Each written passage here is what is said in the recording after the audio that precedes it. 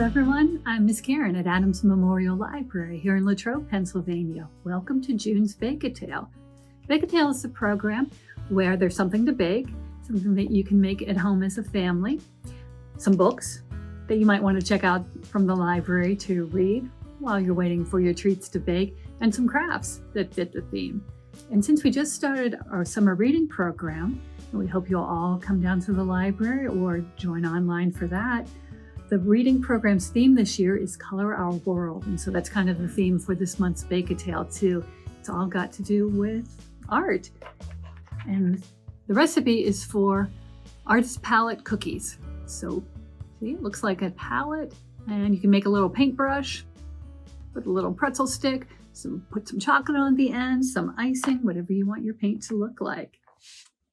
The books I have are also about different kinds of art, and the crafts are also about you being the artist, and you can do things however you would like. Like you could make butterflies that would be one of a kind, however you decide to do them. You can make a 3D butterfly too out of paper. That'll be unique to you. And these are sun catchers. So if you hold them up to the light, you can put them in front of a window, and the light will glow through it. And you can decide however you want to do this too. It's all going to be one-of-a-kind art made by you, the artist. The books I have this time, which I'll tell you about in the kit. I didn't mention the kit.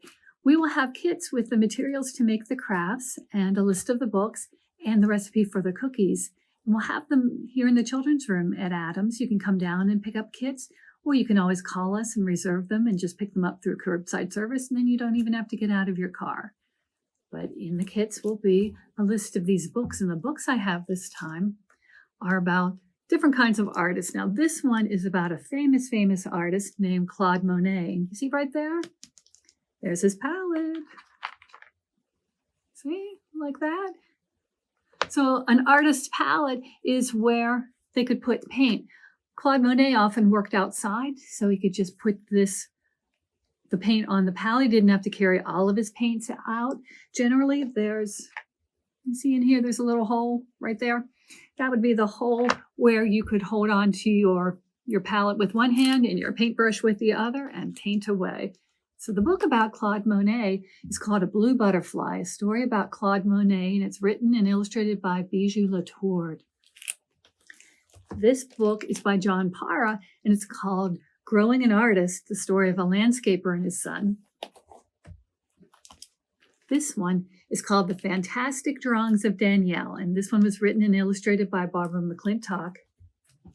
And this last one is The Paper Princess, written and illustrated by Elisa Clevin. Now, in this book about Monet, if you've seen anything by Monet, you could think, oh, as I said, he painted outside a lot.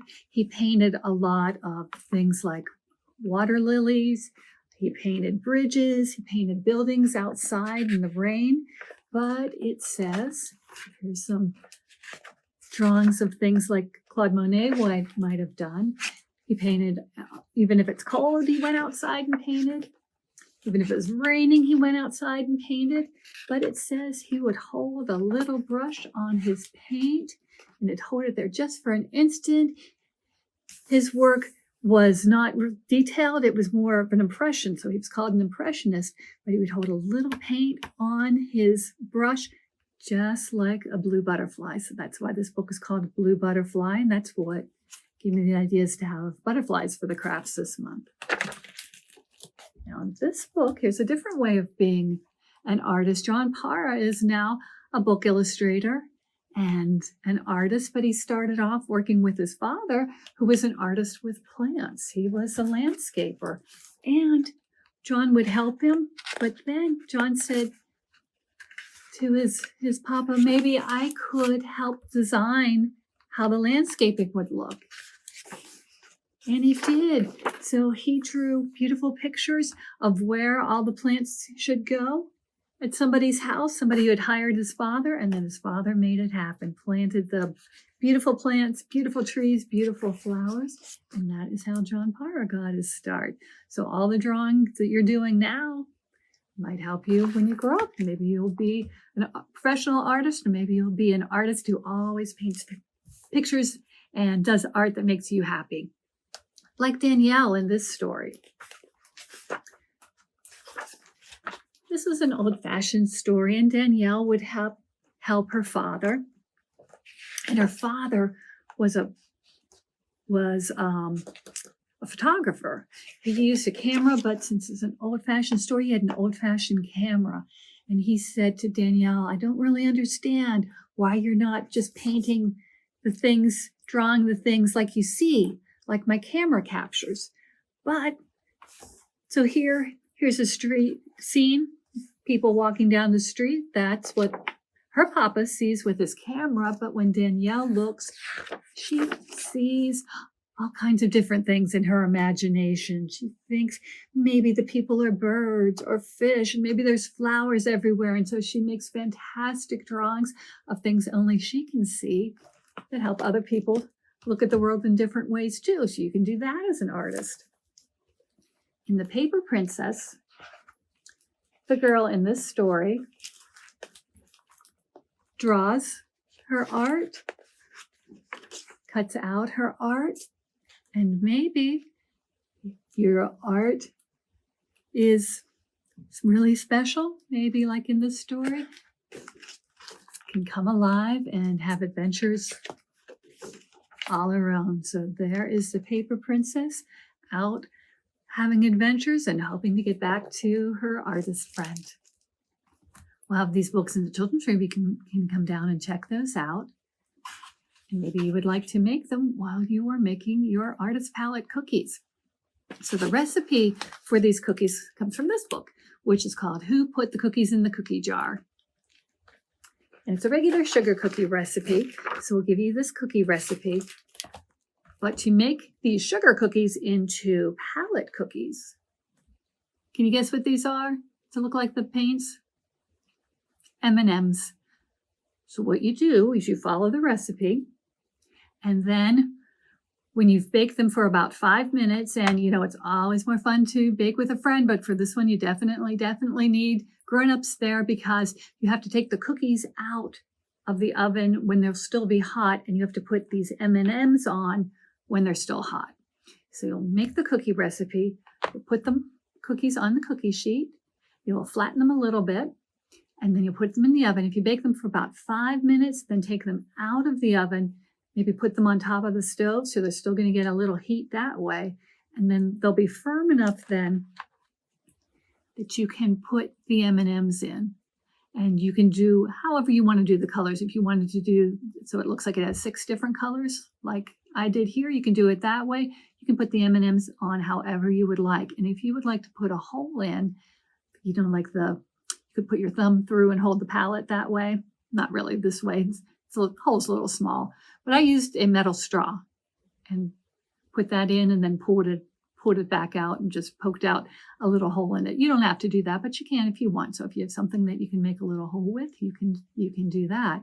And then you'll put the cookies, so you do all the cookies on the cookie sheet that way.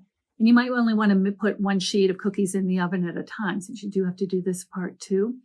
But then you put them back in and bake them for another 3 to 5 minutes until they get a little bit brown and get a little bit firm. And then you can take them out, let them cool off a little bit, and then you will have your palette. And if you would like to make a little brush for them, so you'd have your palette, you would have your paintbrush. These are just little pretzels. And I dipped mine in chocolate. I melted some chocolate chips in the microwave and then dipped the ends in so it looks like I was using this brown paint there and painting something, maybe something fantastic like Danielle, maybe a Paper Princess friend like the girl in that book. But if you would like to use icing, you can put some white icing on the end. You can tint the icing a little bit for a color, and then you can have these for your treat. And then you can make your crafts too. There's butterfly crafts and these sun catchers, and let me tell you a little bit more about those. All right, friends, now for these coffee filter butterflies, we'll give you coffee filters and these pipe cleaners, these chenille sticks that you can use to make the body and the antennae for the butterflies. And then you can decide how to color them on your own with what you have at your house. You can use crayons, like I did here, or you could use markers or paints. This one has markers on. So you can see that if you color it with crayon, it'll still be pretty, but a little less kind of vibrant and dark as if you use the markers. But whatever you have, you will take 2 coffee filters. I have 3 here, but you'll take 2. And if you're using the markers, you can put them one on top of each other because the markers will seep through. Because the markers will seep through, make sure you're covering your work surface. Cover it with newspaper, old papers, an old cloth, a drop cloth, some plastic, whatever you have to make sure the color doesn't go through onto your table or the floor. If you have markers or watercolor paints at home, you can do this in one step. You can take your coffee filters, flatten them out as best you can, and then color however you want your designs to go. So for this one, I had the purple along the outside and the other colors in the middle. Because you've got 2 coffee filters, they're going to be the 2 butterfly wings that you have. If you're coloring with crayons, the color does not seep through, so you'll have to do it separately. You'll have to color each of them separately. So color one, color the other. You can make them the same if you'd like. They're going to be your wings. So if you want your butterfly to be matching on each side, you can color them close to the same. If you want them to be different, it is up to you. You are the artist. You can do them however you would like. Once you have them colored, if you did the marker where the color is seeping through, separate them. Still keep them on your plastic or whatever you're using to protect your work surface, because the next thing you're going to do is drop a little water on them. Now, if you have a dropper at home, you can use that, but I actually used a straw, and we'll put a straw in your kit too, so you can do it that way. So put a little bit of water in a bowl, then you can take the straw in and then pick it up and then let the water fall on your filter. You do not want this to be too wet because then all the colors will run together and get kind of muddy. You just want to see it. You'll see it if you put the water on, it kind of makes the colors move, especially if you're using markers or paint like this. You'll be able to tell. Just keep putting a little water on, a little bit at a time. Don't pour any water on because you don't want it to make a puddle because, again, that'll muddy up the colors and also it'll take too long to dry. So just put the color on just gently. Put it all around. You'll be able to see which parts are still dry and which parts are wet. Do it for both things and then let them dry. Once they're all dry, depends on how much water they had. It could take an hour. It could wait till the next day. The next thing you're going to do to make them into the wings like this is to fold them accordion folded. So pretend this is already colored. You'll start at one side of it and then fold it just a little bit, kind of maybe just a ½ inch or so. So I folded this way, and then the next one, I'm going to turn it over and fold it the same amount, only about a ½ inch, the other way. And that's what makes it an accordion fold.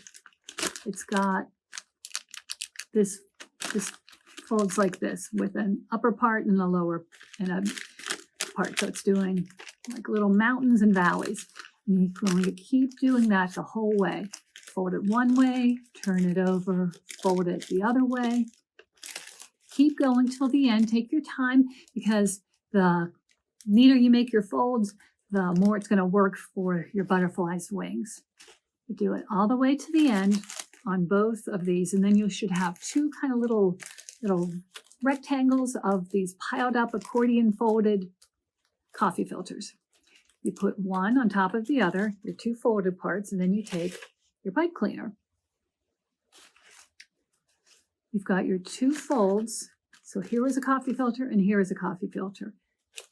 You'll put the pipe cleaner in the middle and your coffee filters will be in the center like this.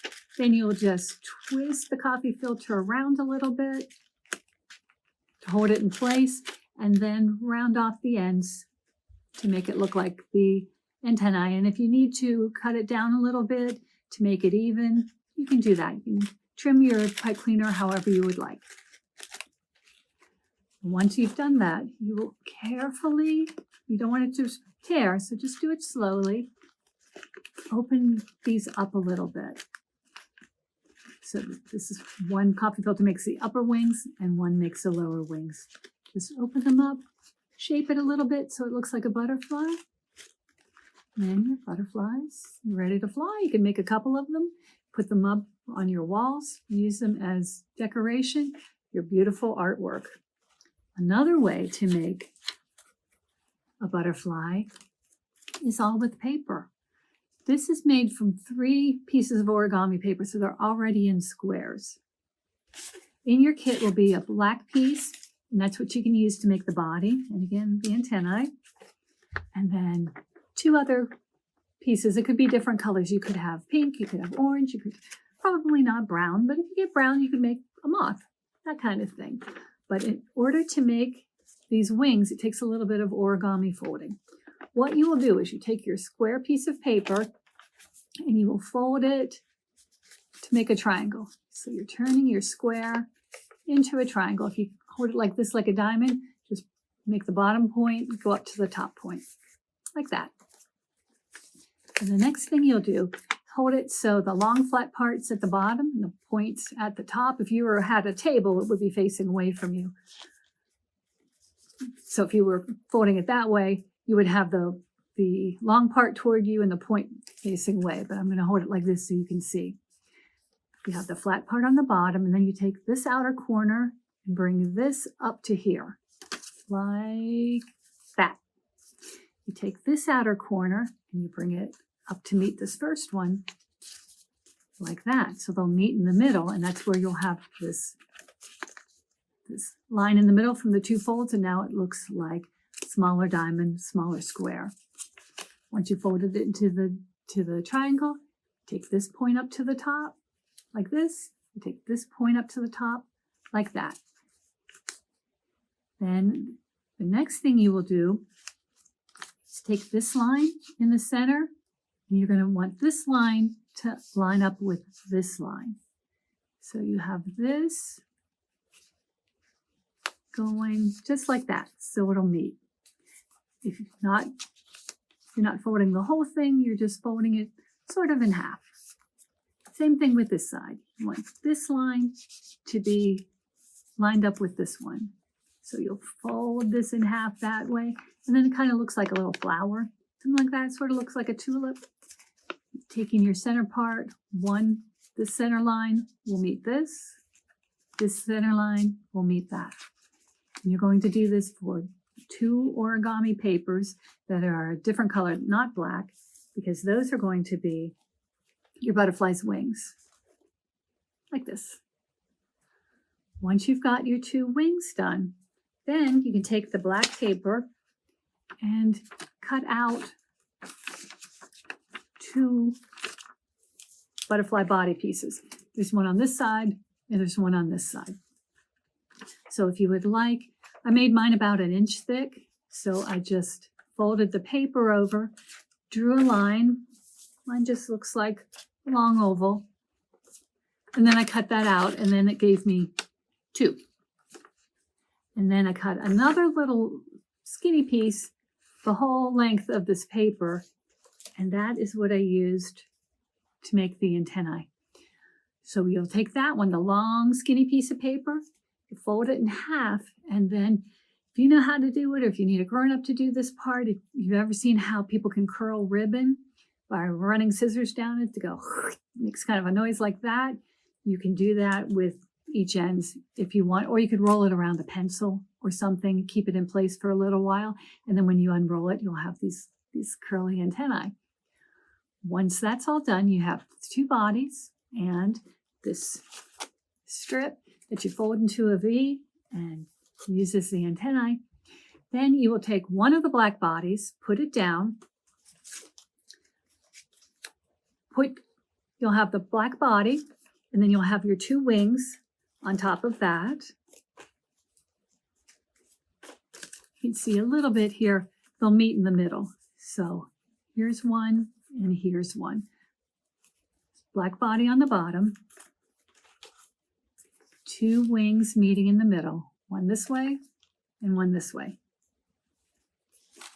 And then the antennae will go on the top. So put some glue down, put your wings on, put the antennae on the top, then take some more glue, put it on the top piece, and put that face down. So you're going to have the wings sandwiched in between and the antennae sandwiched in between the 2 body pieces.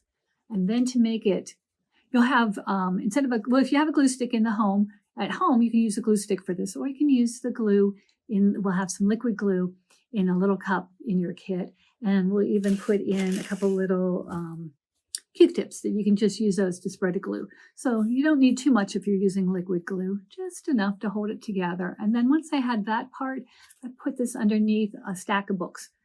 Not the antenna because I wanted them to stay curly, but I put the rest kind of under like this, left it there for a little bit to hold it together, kind of clamp it together so it would stay glued.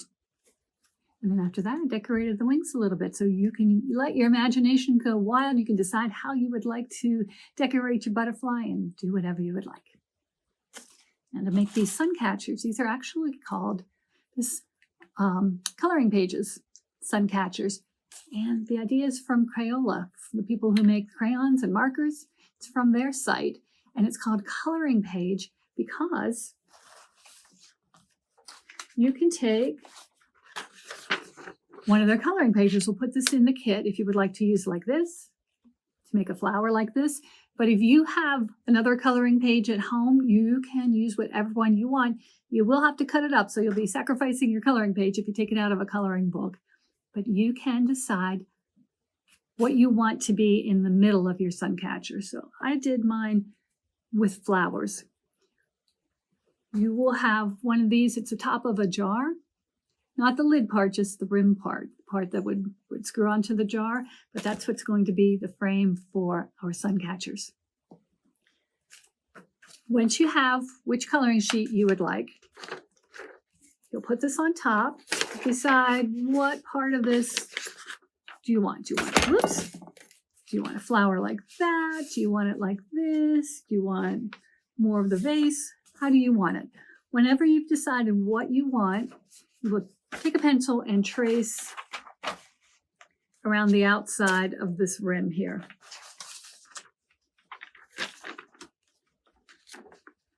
So it's going to be like this. This is what I cut out of this one. Then before you cut it out, you can color it. Color it all. You can see I colored a little bit extra.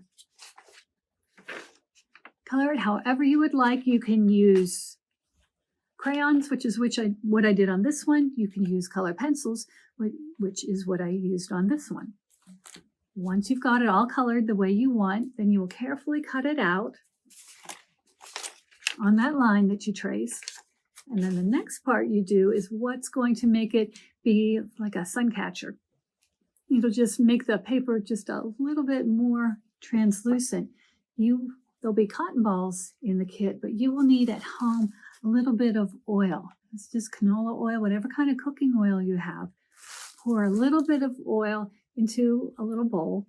Before you were putting water in the bowl, now you can put this oil in the bowl and then dip the cotton ball into the oil, and then very gently you will just dab it onto your cutout circle. So dab that all around, and again you'll be able to see what part still needs the oil. You can see when it's dry or when it's got the little oil on it. You don't want a big puddle of oil, you don't want too much, so you're just going to just do it all over your design. And then it'll kind of make it shiny, and then when it dries, it'll just be kind of have a little different texture to the paper. So that's your next step. Cover it all, dab it with the oil, and then let it dry. When it's all dry, then you can put it inside your lid. So you'll take some of the glue, you can use the Q-tip again, dip it in the glue, and then you'll put glue all around the inside here. So glue is going to go all the way around here, and then you'll take your circle that you cut out and you'll put that down. So the back side is where you didn't color, the front side is where you did color.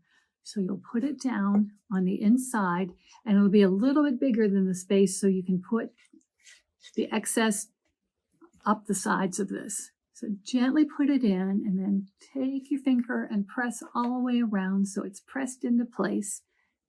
And when you're cutting it out, don't cut it too small because you'll have a hole in it then. A little bit bigger. You can always cut it down if you need to. You can't add paper back on. So if you trace around the outside, that should give you plenty of extra. So a little bit will go up the edges a little. Then you'll let that dry. Just leave that be. And then the next thing you will do is put this hanger on it. So there'll be some twine like this, or some white twine, something in your kit that you can use to hang it up.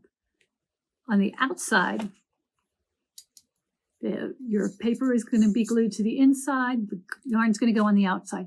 So put some glue up on the top here and press down one end of this twine, and then wind the other part around 1 or 2 times around, depending on how long you want the string to be left for hanging.